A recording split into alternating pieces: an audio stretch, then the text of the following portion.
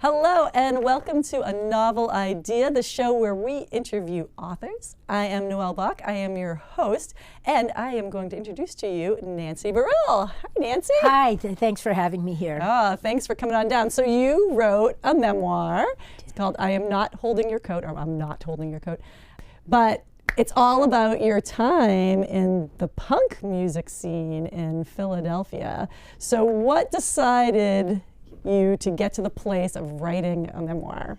Well, I think I always wanted to write a book since I started reading books, and I'm an English teacher, so it was always a goal. But I really thought about writing this book when social media became popular.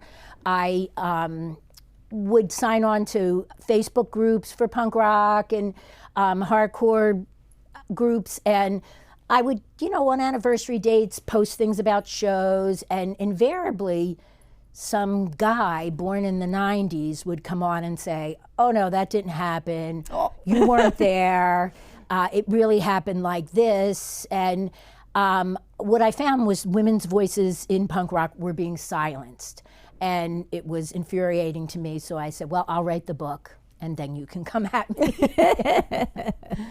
So interestingly, have you had people coming at you since you've written the book about the veracity of it? Yes, no, not once I wrote it. People, I was lucky. I had a publisher with fact checkers, and I had friends that kept meticulous records, and I kept meticulous records as well. So I didn't, people that know me or that read the book understand that it's truthful, but it just seems there's a certain contingent of men born much later than the events that happened in the book that, have their idea of how it was and then just want to project that on everyone. And it's just, it's simply not how it was. There were more men in the punk rock scene than women, no doubt about it, but the women that were there were making things happen. And so I think that needs to be acknowledged. Yeah, I thought that was great, that you have the story told from a woman's point of view for the punk rock. Because as you say, if someone's going to name a punk rock band, they're mostly going to name something that's an all-male, right. In your face. And maybe women were there in the audience, but they didn't have anything to do with it. Right. And so now I've read your books, I already know your story. But just talk a little bit about how you got involved in the punk rock scene in the first place. Right. So I went to Catholic school. I lived in a suburb of Philadelphia. Very homogenous kind of community. My dad was a Marine, so he was very, very strict. And so I do think that, as I was coming up through high school, I felt very sheltered, and I started going to see bands play at the Spectrum in Philadelphia and the Tower Theater. And all of a sudden, my whole world opened up. I loved live music. I loved watching performers. I loved reading about performers. Back in the day, there were 3 or 4 magazines, Cream, Circus, Hit Parade, and I would read them religiously, and I just really loved it. And then around 1976, 1977, bands like the Ramones and Iggy Pop and the Sex Pistols started coming out, and it was a little angrier and very high energy and very physical, and for some reason that really appealed to me. And so that's really how I got into it, and my friends that I hung out with were very much interested in it as well. And once I moved to Philadelphia, right into what they call Center City, Philadelphia, that's when it really took off. That's when I started doing shows and things like that. So as I was sharing before the shows, that my older brother was always in bands and practiced in the basement, and so I was always dying as a teenager listening to this and being exposed to the music scene a little bit that way, to be able to go to all ages shows or any shows, right? And having these 21 plus shows was always, I can't go. Right. And that those occasional shows that would come along that you could go to was always just really exciting. And I used to drag some of my friends with me as well, and it was fantastic. So that you were able to put together all ages punk shows must have been hugely impactful for the kids in the area.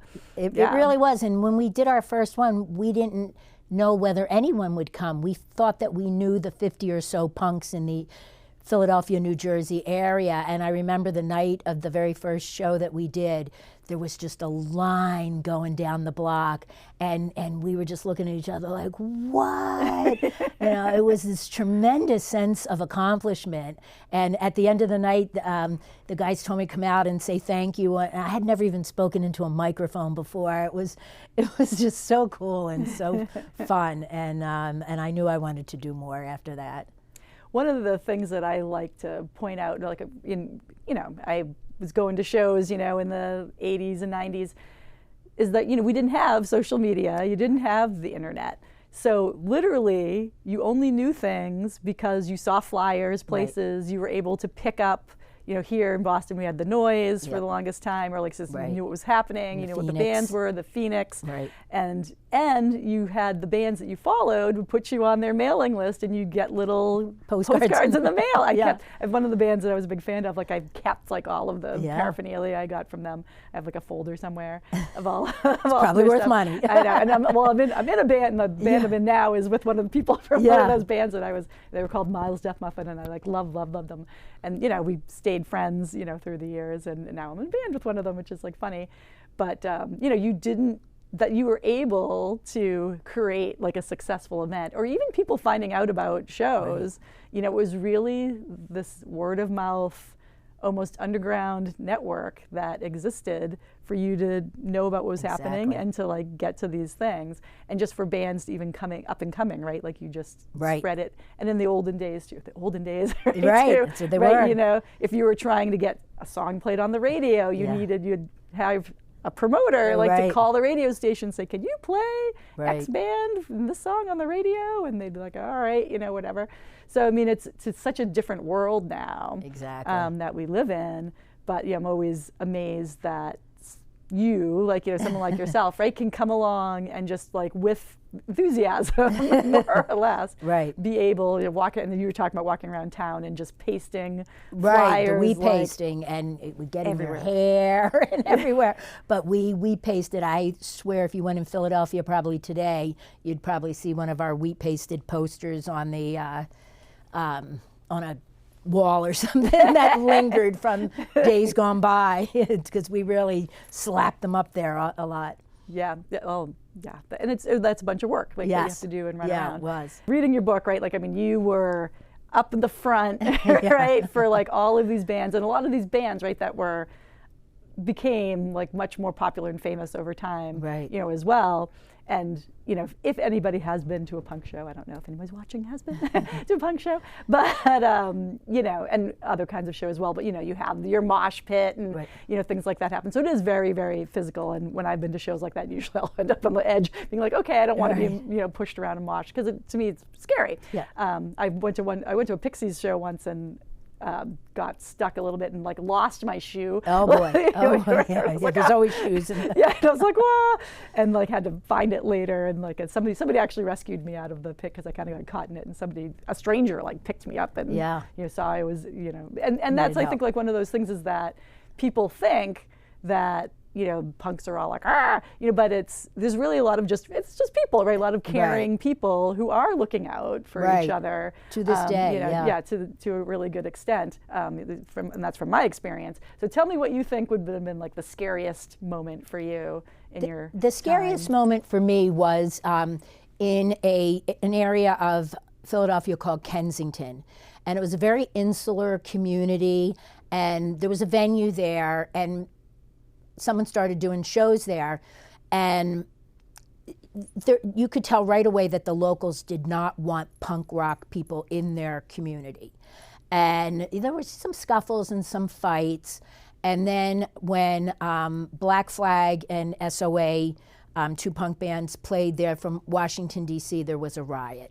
And it was very scary, and it was bats and lead pipes, and I had taken the elevated train, so I ran to the train and kind of hid between cars, like that movie, The Warriors, if you ever saw that. I remember saying to myself in the moment, like, how did my life become a Warriors movie?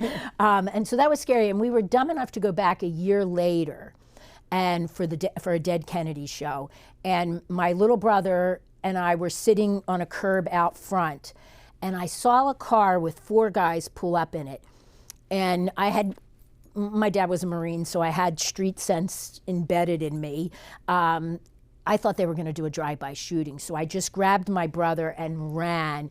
And they threw a homemade bomb at us with a stick of dynamite and ball bearings and BBs in it. A girl got her foot really injured, and people had ball bearings and BBs in their arms and legs and stuff. And so then after that, I was like, God, get me out of here, and I will never go back to Kensington ever again. And that is a promise I have kept. Like after that. So, yeah. Yeah. And that, Absolutely. and that was is very scary. That's yeah. really scary. I mean, it was really scary. And I mean, yeah. I've never seen anything like that, Yeah. Happen. But I was reading, experiences and being like, wow, like she's been in some really scary My niece times. read the book. My niece read the book, and she said as she was reading it, she was saying, "Stop going to Kensington." Didn't you? Yeah, right. The first time. Exactly. And so what would you say would be like one of your most highlight moments to? I think, my highlight is the fact that I met my husband through punk rock. He lived in Boston, and I bought his record, and his band was Society System Decontrol, or SSD for short. And on the insert, it said, SSD wants to play your city with a phone number. And after I listened to the record, I loved the record, and I was like, I want them to play one of my shows. And I called him on the phone. I ended up talking to him for like 4 hours on the phone, which back then was so expensive. Right, yeah. And so we ended up, he couldn't do that show, but we met in Staten Island, and he came to see me and I came to see him. And within 4 or 5 months, one of us decided we were in love, and one of us had to move. And he had a good job at GE, and I didn't really have a career yet. And so I said, I'll move. And my parents were like, "You're moving to Boston with some guy you've known for 5 months, and and you don't even have a ring on your finger." Yeah. And I remember that my husband went out and bought me this ring. He was like, "Here's a ring. You can, please come." And then, my parents would tell you years later that it was the best thing that I ever did, because I went back to college, and my husband is an engineer, and we've been very happy for 43 years. So I would say that's the highlight, is that punk rock got me a husband. You could have called your book that. Exactly, right? Punk rock got me. Who knew? You write a whole different book. Yeah, a whole different audience. How to meet somebody. Right. And as you say, like that was a connection you just made on the phone. On the phone, yeah. That's how we did everything back then, through the mail or through the phone. And it's crazy to me today to think about. I remember calling a band in England to do a show, and that was really expensive. Oh, right. Yeah. But that's what we did, and people knew each other. They'd say, if you go to Philly, talk to Nancy, or if you go to New York, you talk to this person. If you go to California, you talk to this person. And so it was a interconnectivity that was really powerful when you think about it now. Right, yeah. I mean, and it's not very different now. Like, if you're booking a show, it's still... You still have to do that, like, you have to know, right. the person. Like, how do I get to that person? It's like, oh, so-and-so knows so-and-so. Exactly. You still have to make all your networking connections. Exactly, and nobody, had any money for hotels, so, the band stayed at people's houses, and you knew who you could stay with. Yeah, right, yes, yeah. Crazy. Yeah, when I was in a band in the 90s, we did a little mini East Coast tour, and we went to Philadelphia, actually. Yeah, but that's awesome. what we did, is like our fans that we had offered their homes, yeah, right, for us exactly. to go sleep That's on their what we floors. did. Yeah, I think it's we really stayed fun. in the motel one night, but the rest of the time yeah, we just that's what we did slept back on then. people's couches or Right, spare rooms it's or fun, whatever. yeah. Just brought your sleeping bag, and when you're young, it's okay. And Yeah, now I'm like, I couldn't do it now. I agree. I'm not sleeping on anybody's floor. Exactly, I exactly. don't have to. Well, we're going to take a quick break so you can read us something from your book. Sure. All right. All righty. Great.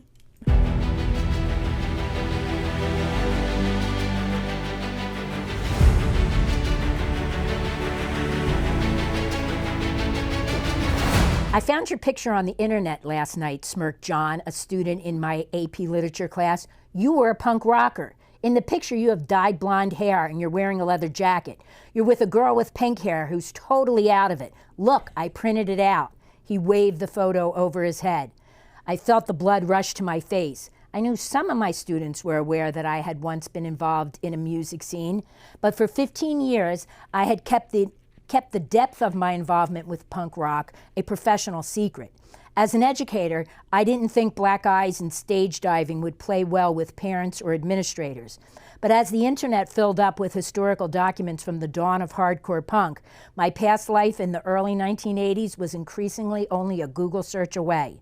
Now I was on the spot, and I had to decide quickly how to reckon with my punk rock past.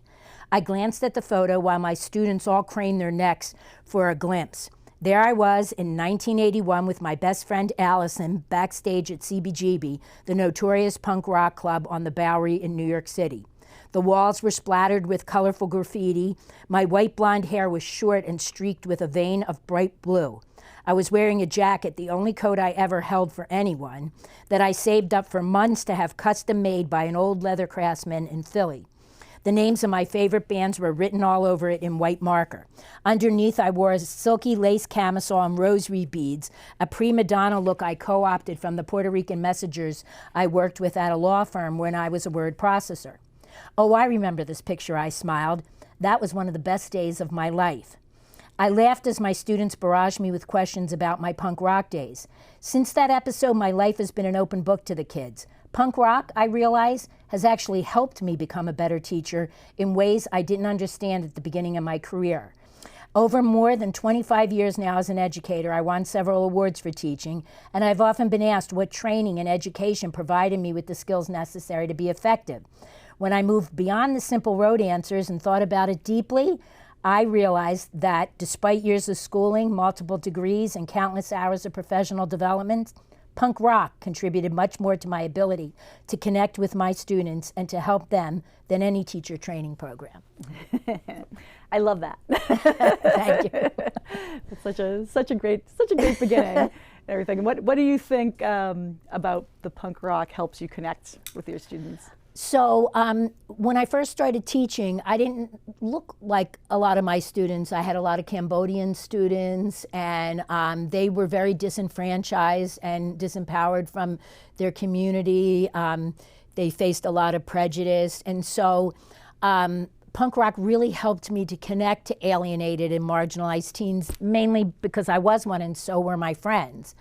And so in that way, I sort of remembered what it was like to feel that way, even though I was, I wasn't from another country, but I remembered what it felt like to be disrespected.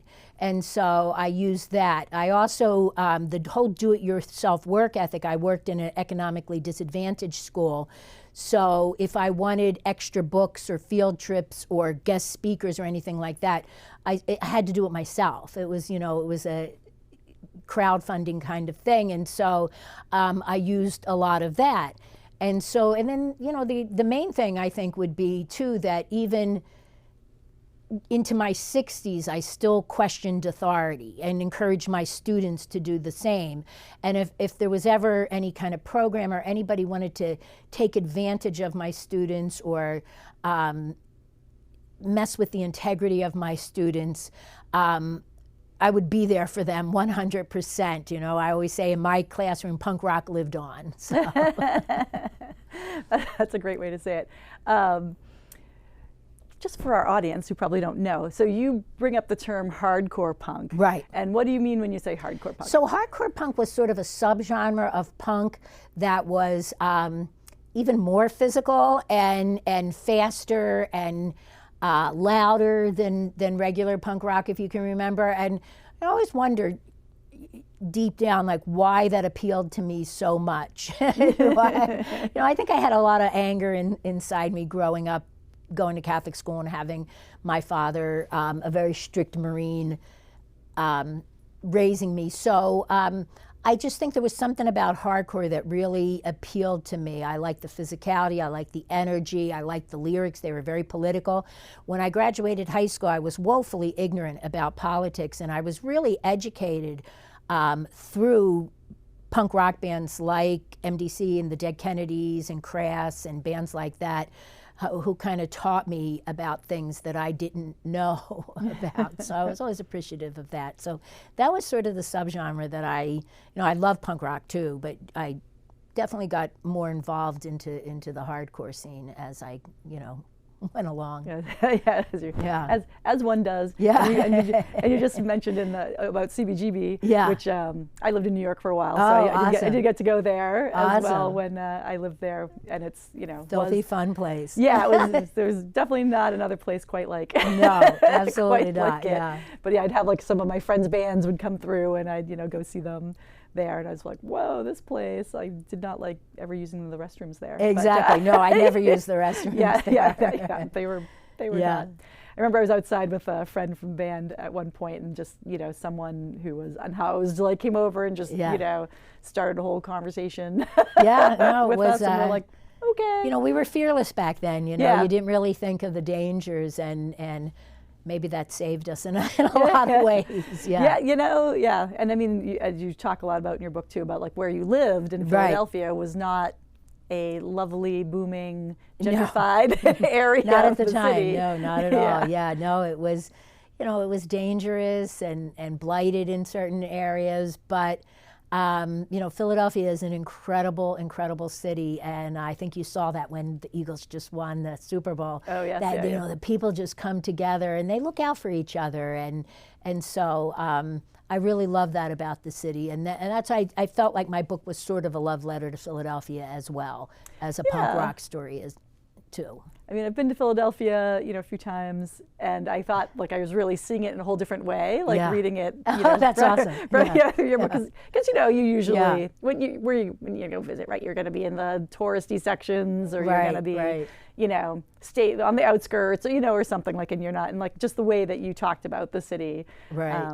And how much you loved it, I loved it there, despite the challenges that you had living there. Really comes through, I think, in the book too, and fun. The building of the punk rock scene. Right, and that was the 70s. Too. I think a lot of cities were, it wasn't just Philly. New York was really dangerous, and it was just the times, I think. Right. Yeah, for sure. So, you look at your book and your world of what punk rock taught you and gave to you, and I always still think it's obviously it's also just par for the course at the time that yes, of course your parents never knew exactly. what you were up to, right? Like if they knew, right, they would have been horrified. They would have been horrified, yeah. And just did they ever really kind of figure out anything like what you were up to? So when my husband's band, I called him to do a show, and we for some reason set it up in Camden, New Jersey, which is a very dangerous, to this day, a dangerous area. But we were kind of jaded back then. And so my husband drove down in a van with 11 guys. They pulled up to the venue. Ian Mackay from the band Minor Threat came over to talk to my husband at the window, and a station wagon came bombing down the street, ran over Ian, and smashed the front of my husband's van. And so we weren't even sure if the show was going to go on. Ian had to go to the hospital. He was okay. They came back, and it's absolutely one of the best punk rock hardcore shows of all time. It's on video on YouTube. Ooh, so, I'll look for it. It is. The energy in the room is unbelievable. I think the fear. We ended up. There was a black motorcycle gang that had a clubhouse next door. They were called the Ghetto Riders, and they said. They demanded entrance, and they asked us what we were doing. It was my girlfriend, Allison, and I were doing the show, and a group called BYO, Better Youth Organization, based on one out of California. And when we explained to them what we wanted to do, they took pity on us, and they put out the word on the street that it was a Ghetto Riders party at Buff Hall that night. And when they did that, everything, any kind of attack stopped. Everything was okay and was safe. So they really saved us that night. But my husband's van was almost totaled. Like I didn't know what to do with it. The whole front end was smashed. So I called my father from the office at Buff Hall at like midnight, and I said, Dad, my boyfriend from Boston's band, he had no idea I had a boyfriend from Boston or anywhere, and I don't know what to do. And he was like, have them tow the van to my house and I'll take care of it.